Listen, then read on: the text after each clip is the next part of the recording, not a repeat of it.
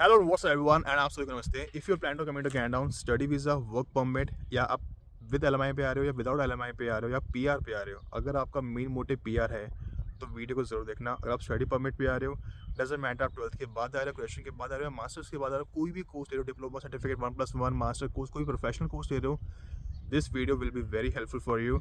I will talk about each and everything within 5 minutes के अंदर आपको मैं समझाऊंगा and you have to understand by yourself. आपको अपनी प्रोफाइल के अकॉर्डिंग कि आपको किस पाथवे को चूज़ करना चाहिए जिससे आपको ईजिली पीआर मिलेगा। एंड सबसे मोस्ट इंपॉर्टेंट चीज़, आपको क्या करना है और आपको किधर जाना है, किस कंसल्टेंट से बात करनी है और आपको क्या बात करनी है। और अभी हर चीज़ के रिगार्डिंग बात करूँगा जिससे आपका वीज़ा भी आराम से अप्रूव होगा जब किसी भी वीज़ा पे आते हो। So if you're new to my channel, you can support by subscribing it. And if you have any other question regarding anything according to your profile, if you want to ask, you can comment in the comment section. And if you need a mini session one-to-one, you can DM me on Instagram. And you have to pay a minimum fees.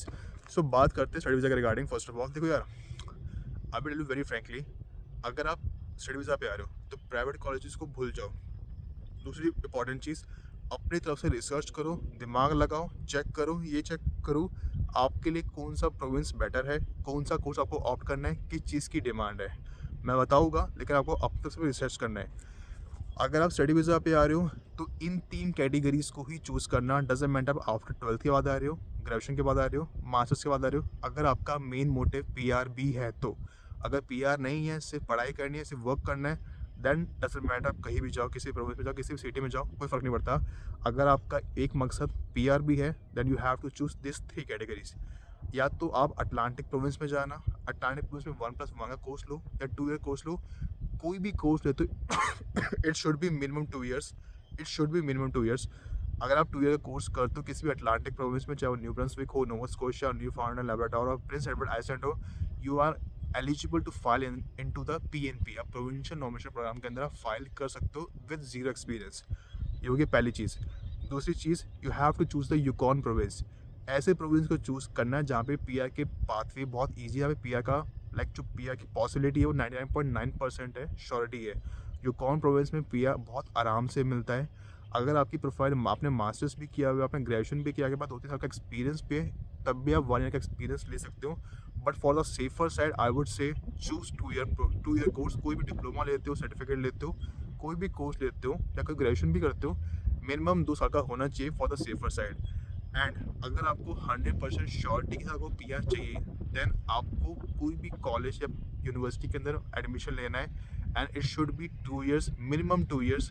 या आपको file करना है, आपको वो file करना है RNIP के अंदर, that means rural northern immigration program के अंदर।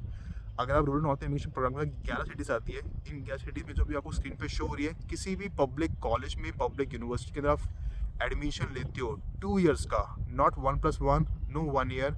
आप even if you have a zero experience, आपको सीधा पीआर के लिए आप फाइल कर सकते हो RNIP के अंदर। ये पहले टेम्परेरी था, ये जो था अब ये परमानेंट हो गया है ये पॉलिसी। तो I would highly recommend you either file under the RNIP या अटलांटिक प्रोविंस या यूकॉन प्रोविंस।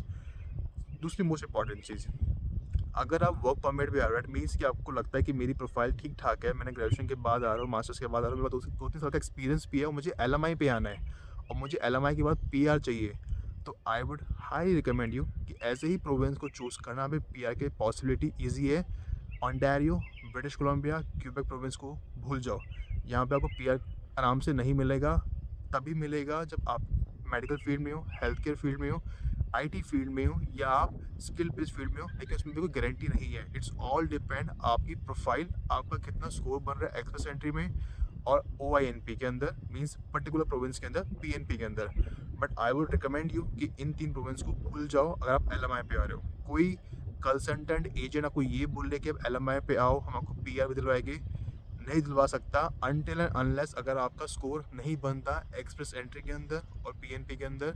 तो अभी देखो डिपेंड करता है कि अभी कितने कंपटीशन है, कितनी seats available in terms of PR. अभी कंपटीशन बहुत ज़्यादा है और एक्सप्रेस एंट्री के अंदर स्कोर जा रहा है 549, 524, 511, इससे स्कोर नीचे आया ही नहीं है।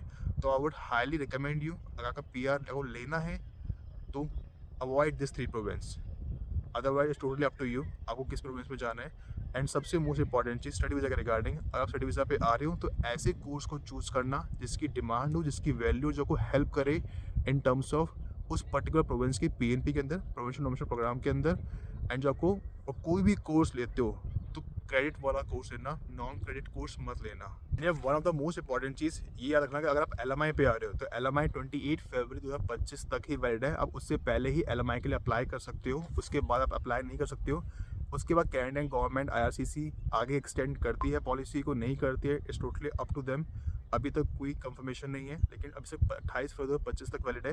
देखो यार, अगर मैं आपको एक चीज़ कहूँगा, अगर आपकी अच्छी क्वालिफिकेशन है, सही एक्सपीरियंस है 2-3 साल का, 3-4 साल का, और लास्ट 3 ईयर्स में आपका 1 ईयर का एक्सपीरियंस है, I would highly recommend you RNIP में जाओ, एलएमआई पे मत जाओ।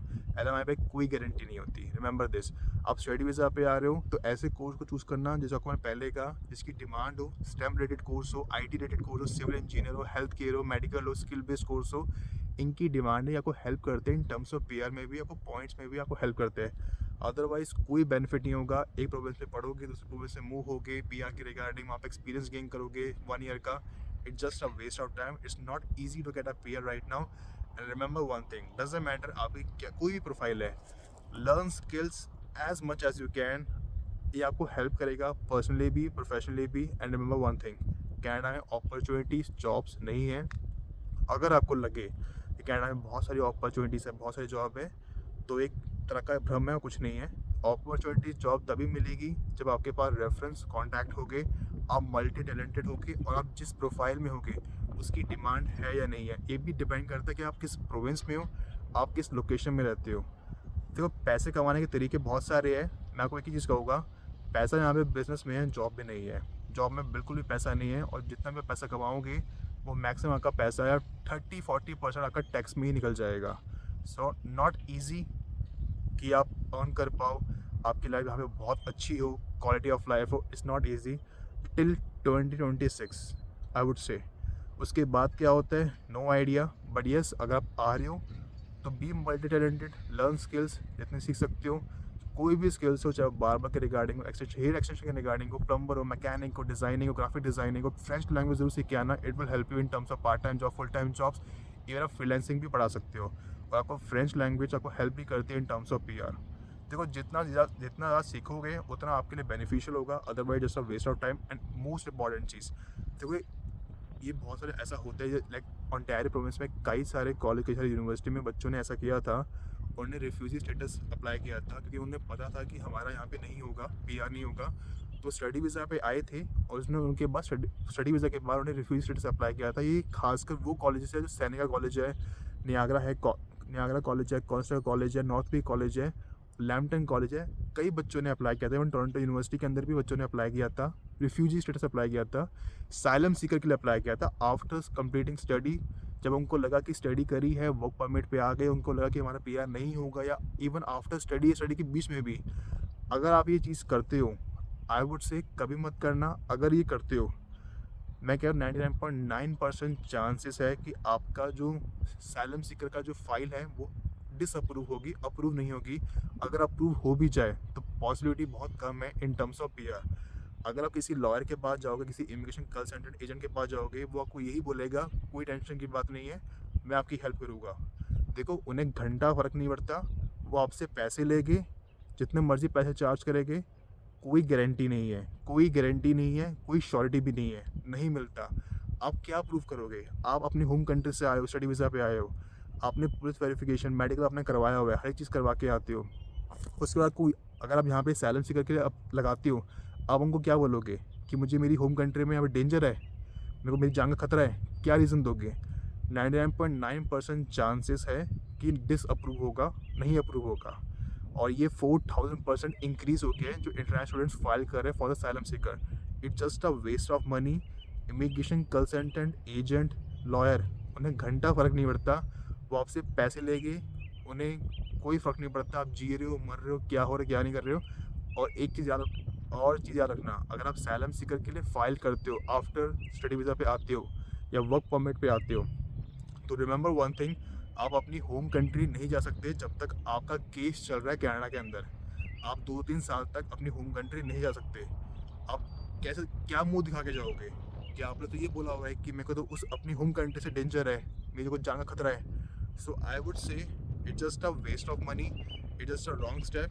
If you are coming to Canada, अपने प्रोफाइल को स्ट्रॉन्ग करो and choose the right province, right course.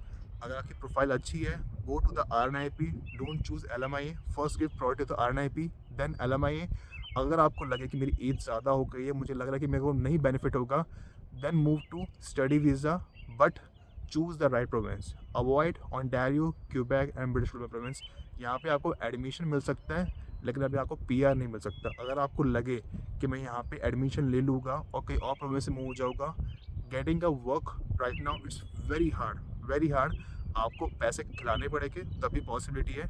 I would से RNIP में जितने भी 11 कम्युनिटीज़ 11 सिटीज़ आती है, उनको चूज़ करो। With zero experience you are eligible to file under the RNIP।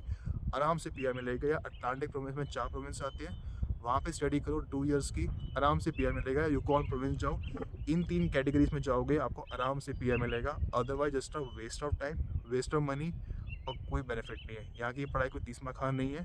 So if you are coming, think कि आप कहाँ पे इन्वेस्ट कर रहे हो, और ये भी देखो कि आपको इस इन्वेस्टमेंट का रिजल्ट मिल रहा है या नहीं मिल रहा। And if you have any doubt, I would highly recommend you take a session with me. आप मुझे इंस्टाग्राम पे DM कर सकते हो। You have to pay a minimum fees and it's I will tell you according to your profile what you have to choose. बाकी आपके मन में क्वेश्चन हो किसी भी चीज़ के रिगार्डिंग, आप मुझे कमेंट सेक्शन में कमेंट जरूर करना। तब तक के लिए goodbye and have a great day.